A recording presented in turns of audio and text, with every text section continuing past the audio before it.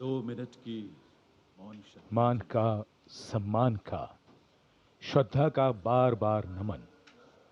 मन के भाव भावनाओं के बादल से बन जाते हैं। देश के हर पर्व पर, हर गर्व पर ये वीर शहीद सदा याद आते हैं। राष्ट्रीय समर स्मारक पर माननीय प्रधानमंत्री द्वारा अमर शहीदों को श्रद्धांजलि अर्पित की गई। भावुक कर देने वाला गौरवपूर्ण पल। याद बहुत आते हैं वो, हमेशा याद रहेगा उन वीरों का बलिदान। कैसे शब्दों में बांधें त्याग तुम्हारा, कैसे भावों के समंदर को समेटें हम, जब देखते हैं नाम तुम्हारा। तुम मुझसे परिचित न थे, मैं भी तुमसे मिला न था। तुमने जीवन दे दिया मेरे लिए, रहूं मैं सुरक्षित हरदम और मेरे जैसे सब रहे सुरक्षित ये देश हमारा। मेरा तुम्हारा रिश्ता है अटूट, हमारी मातृभूमि एक है। तुम्हारा कर्म उत्कृष्ट है, तुम्हारा बलिदान श्रेष्ठ है। The wreath-laying ceremony here at the National War Memorial, a poignant and moving one. The Prime Minister now making his way towards the digital signature book. Time, they say, is a great leveler. It gives as much as it takes away, but paradoxically leaves so much behind: memories, heroes, and history. Moments like today relive, recount, and recognize the past and its contribution to our today in the most time-honored way of recognizing and celebrating our heroes, their sacrifice.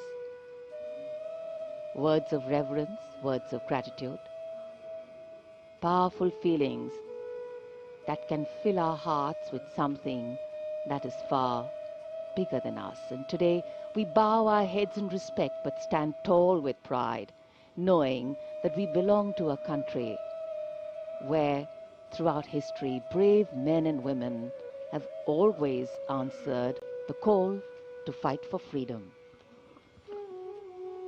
Digital पुस्तिका में विचार दर्ज हो गए हैं, परंतु हृदय के हर भाव को शब्दों में कैसे पिरोया जाए।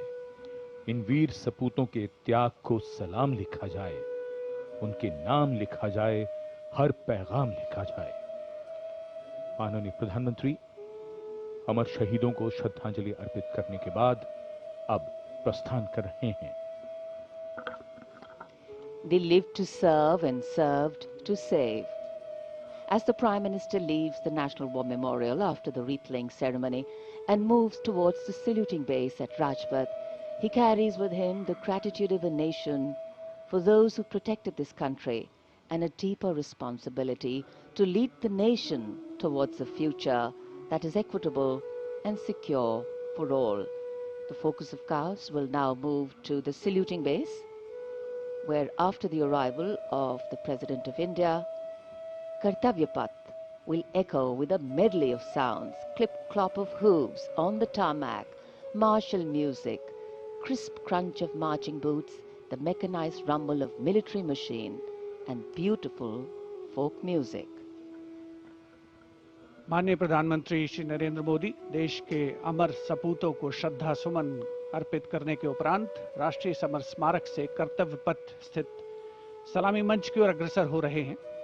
रक्षा मंत्री श्री राजनाथ सिंह ने उन्हें विधिवत विदाई दी है। साथ में रक्षा राज्य मंत्री श्री संजय सेठ, रक्षा सचिव श्री राजेश कुमार सिंह, सीडीएस जनरल अनिल चौहान और तीनों सेनाओं के प्रमुख इस अवसर पर उपस्थित थे।